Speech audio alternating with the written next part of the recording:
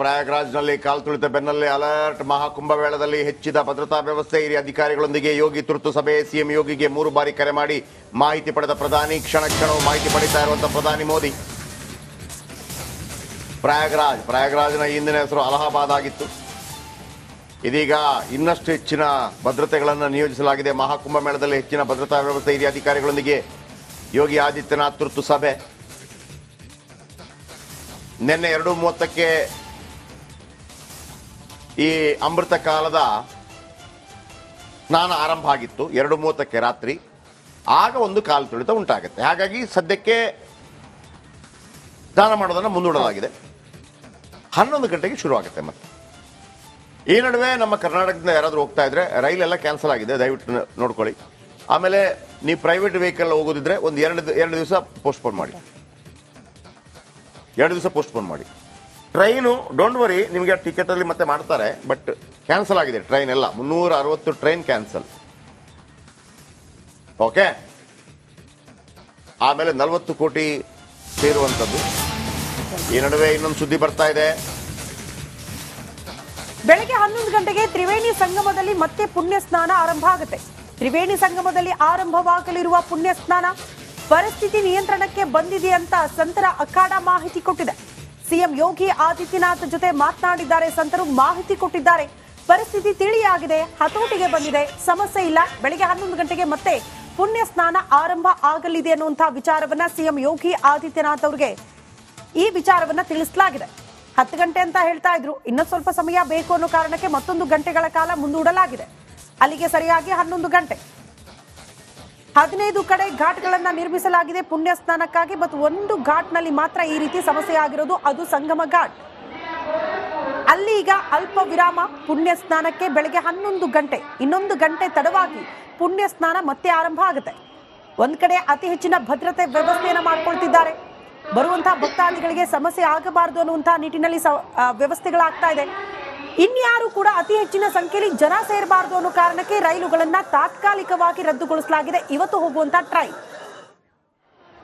ಈ ಬಗ್ಗೆ ಮತ್ತಷ್ಟು ಡೀಟೇಲ್ಸ್ ಅನ್ನ ಕೊಡೋದಕ್ಕೆ ನನ್ನ ಸಹೋದ್ಯೋಗಿ ರಂಜಿತ್ ಶಿರಿಯಾರ್ ಸ್ಪಾಟ್ ಇಂದ ನೇರ ಸಂಪರ್ಕದಲ್ಲಿದ್ದಾರೆ. ರಂಜಿತ್, ಏನೆಲ್ಲ ಕ್ರಮಗಳನ್ನ ತ್ವರಿತವಾಗಿ ಯೋಗಿ ಸರ್ಕಾರ ಈ ಕ್ಷಣಕ್ಕೆ ಕೈಗೊಳ್ತಾ ಇದೆ?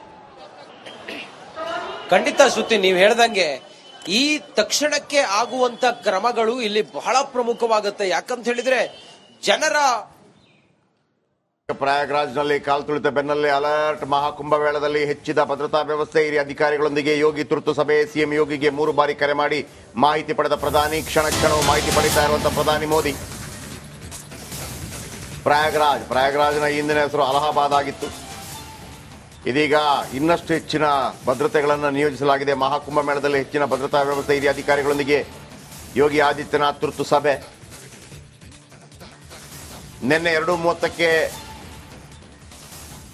ಈ ಅಮೃತ ಕಾಲದ ಸ್ನಾನ ಆರಂಭ ಆಗಿತ್ತು. 2:30ಕ್ಕೆ ರಾತ್ರಿ. ಆಗ ಒಂದು ಕಾಲು ತುಳಿತ ಉಂಟಾಗುತ್ತೆ. ಹಾಗಾಗಿ ಸದ್ಯಕ್ಕೆ ಸ್ನಾನ ಮಾಡೋದನ್ನು ಮುಂದೂಡಲಾಗಿದೆ. 11 ಗಂಟೆಗೆ ಶುರು ಆಗುತ್ತೆ. ಮತ್ತೆ ಈ ನಡುವೆ ನಮ್ಮ ಕರ್ನಾಟಕದಿಂದ ಯಾರಾದರೂ ಹೋಗ್ತಾ ಇದ್ರೆ ರೈಲೆಲ್ಲ ಕ್ಯಾನ್ಸಲ್ ಆಗಿದೆ, ದಯವಿಟ್ಟು ನೋಡ್ಕೊಳ್ಳಿ. ಆಮೇಲೆ ನೀವು ಪ್ರೈವೇಟ್ ವೆಹಿಕಲ್ ಹೋಗೋದಿದ್ರೆ ಒಂದು ಎರಡು ದಿವಸ ಪೋಸ್ಟ್ಪೋನ್ ಮಾಡಿ. 2 ದಿವಸ ಪೋಸ್ಟ್ಪೋನ್ ಮಾಡಿ.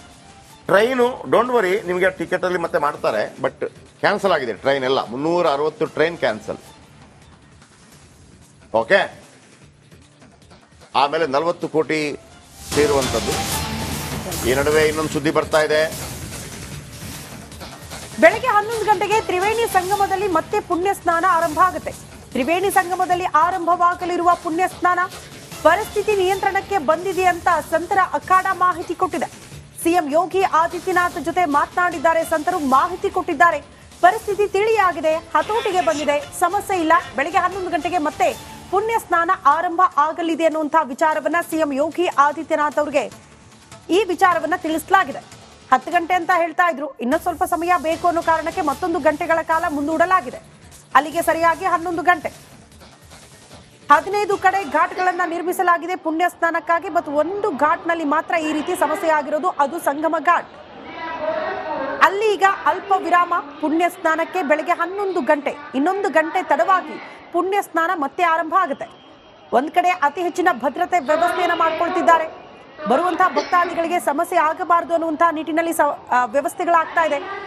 ಇನ್ಯಾರು ಕೂಡ ಅತಿ ಹೆಚ್ಚಿನ ಸಂಖ್ಯೆಯಲ್ಲಿ ಜನ ಸೇರಬಾರದು ಅನ್ನೋ ಕಾರಣಕ್ಕೆ ರೈಲುಗಳನ್ನ ತಾತ್ಕಾಲಿಕವಾಗಿ ರದ್ದುಗೊಳಿಸಲಾಗಿದೆ. ಇವತ್ತು ಹೋಗುವಂತಹ ಟ್ರೈನ್.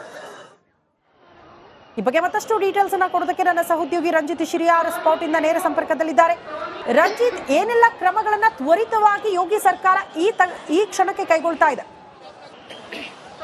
ಖಂಡಿತ ಶ್ರುತಿ, ನೀವು ಹೇಳ್ದಂಗೆ ಈ ತಕ್ಷಣಕ್ಕೆ ಆಗುವಂತ ಕ್ರಮಗಳು ಇಲ್ಲಿ ಬಹಳ ಪ್ರಮುಖವಾಗುತ್ತೆ. ಯಾಕಂತ ಹೇಳಿದ್ರೆ ಜನರ ಪ್ರಯಾಗ್ರಾಜ್ನಲ್ಲಿ ಕಾಲ್ ತುಳಿತ ಬೆನ್ನಲ್ಲೇ ಅಲರ್ಟ್. ಮಹಾಕುಂಭಮೇಳದಲ್ಲಿ ಹೆಚ್ಚಿದ ಭದ್ರತಾ ವ್ಯವಸ್ಥೆ. ಹಿರಿಯ ಅಧಿಕಾರಿಗಳೊಂದಿಗೆ ಯೋಗಿ ತುರ್ತು ಸಭೆ. ಸಿಎಂ ಯೋಗಿಗೆ 3 ಬಾರಿ ಕರೆ ಮಾಡಿ ಮಾಹಿತಿ ಪಡೆದ ಪ್ರಧಾನಿ. ಕ್ಷಣಕ್ಷಣವೂ ಮಾಹಿತಿ ಪಡಿತಾ ಇರುವಂತಹ ಪ್ರಧಾನಿ ಮೋದಿ.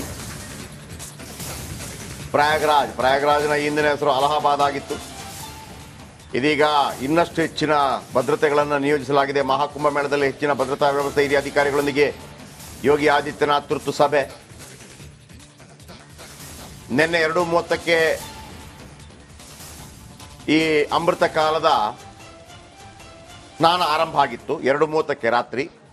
ಆಗ ಒಂದು ಕಾಲು ತುಳಿತ ಉಂಟಾಗುತ್ತೆ. ಹಾಗಾಗಿ ಸದ್ಯಕ್ಕೆ ಸ್ನಾನ ಮಾಡೋದನ್ನು ಮುಂದೂಡಲಾಗಿದೆ.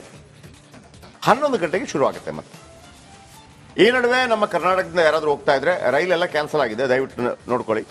ಆಮೇಲೆ ನೀವು ಪ್ರೈವೇಟ್ ವೆಹಿಕಲ್ ಹೋಗೋದಿದ್ರೆ ಒಂದು ಎರಡು ದಿವಸ ಪೋಸ್ಟ್ಪೋನ್ ಮಾಡಿ. 2 ದಿವಸ ಪೋಸ್ಟ್ಪೋನ್ ಮಾಡಿ.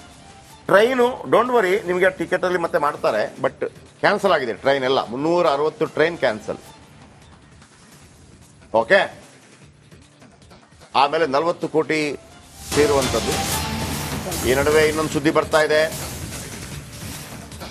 ಬೆಳಗ್ಗೆ 11 ಗಂಟೆಗೆ ತ್ರಿವೇಣಿ ಸಂಗಮದಲ್ಲಿ ಮತ್ತೆ ಪುಣ್ಯ ಸ್ನಾನ ಆರಂಭ ಆಗುತ್ತೆ. ತ್ರಿವೇಣಿ ಸಂಗಮದಲ್ಲಿ ಆರಂಭವಾಗಲಿರುವ ಪುಣ್ಯ ಸ್ನಾನ ಪರಿಸ್ಥಿತಿ ನಿಯಂತ್ರಣಕ್ಕೆ ಬಂದಿದೆ ಅಂತ ಸಂತರ ಅಖಾಡ ಮಾಹಿತಿ ಕೊಟ್ಟಿದೆ. ಸಿಎಂ ಯೋಗಿ ಆದಿತ್ಯನಾಥ್ ಜೊತೆ ಮಾತನಾಡಿದ್ದಾರೆ. ಸಂತರು ಮಾಹಿತಿ ಕೊಟ್ಟಿದ್ದಾರೆ. ಪರಿಸ್ಥಿತಿ ತಿಳಿಯಾಗಿದೆ, ಹತೋಟಿಗೆ ಬಂದಿದೆ, ಸಮಸ್ಯೆ ಇಲ್ಲ. ಬೆಳಗ್ಗೆ 11 ಗಂಟೆಗೆ ಮತ್ತೆ ಪುಣ್ಯ ಸ್ನಾನ ಆರಂಭ ಆಗಲಿದೆ ಅನ್ನುವಂತಹ ವಿಚಾರವನ್ನ ಸಿಎಂ ಯೋಗಿ ಆದಿತ್ಯನಾಥ್ ಅವರಿಗೆ ಈ ವಿಚಾರವನ್ನ ತಿಳಿಸಲಾಗಿದೆ. 10 ಗಂಟೆ ಅಂತ ಹೇಳ್ತಾ ಇದ್ರು. ಇನ್ನೊಂದು ಸ್ವಲ್ಪ ಸಮಯ ಬೇಕು ಅನ್ನೋ ಕಾರಣಕ್ಕೆ ಮತ್ತೊಂದು ಗಂಟೆಗಳ ಕಾಲ ಮುಂದೂಡಲಾಗಿದೆ. ಅಲ್ಲಿಗೆ ಸರಿಯಾಗಿ 11 ಗಂಟೆ.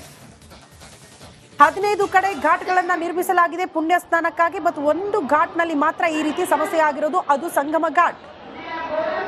ಅಲ್ಲಿ ಈಗ ಅಲ್ಪ ವಿರಾಮ. ಪುಣ್ಯ ಸ್ನಾನಕ್ಕೆ ಬೆಳಗ್ಗೆ 11 ಗಂಟೆ, ಇನ್ನೊಂದು ಗಂಟೆ ತಡವಾಗಿ ಪುಣ್ಯ ಸ್ನಾನ ಮತ್ತೆ ಆರಂಭ ಆಗುತ್ತೆ.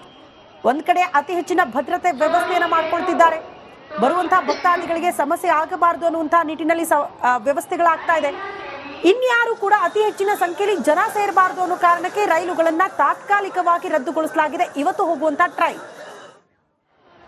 ಈ ಬಗ್ಗೆ ಮತ್ತಷ್ಟು ಡೀಟೇಲ್ಸ್ ಅನ್ನ ಕೊಡೋದಕ್ಕೆ ನನ್ನ ಸಹೋದ್ಯೋಗಿ ರಂಜಿತ್ ಶಿರಿಯಾರ್ ಸ್ಪಾಟ್ ಇಂದ ನೇರ ಸಂಪರ್ಕದಲ್ಲಿದ್ದಾರೆ. ರಂಜಿತ್, ಏನೆಲ್ಲ ಕ್ರಮಗಳನ್ನ ತ್ವರಿತವಾಗಿ ಯೋಗಿ ಸರ್ಕಾರ ಈ ಕ್ಷಣಕ್ಕೆ ಕೈಗೊಳ್ತಾ ಇದೆ? ಖಂಡಿತ ಶ್ರುತಿ, ನೀವು ಹೇಳ್ದಂಗೆ ಈ ತಕ್ಷಣಕ್ಕೆ ಆಗುವಂತ ಕ್ರಮಗಳು ಇಲ್ಲಿ ಬಹಳ ಪ್ರಮುಖವಾಗುತ್ತೆ. ಯಾಕಂತ ಹೇಳಿದ್ರೆ ಜನರ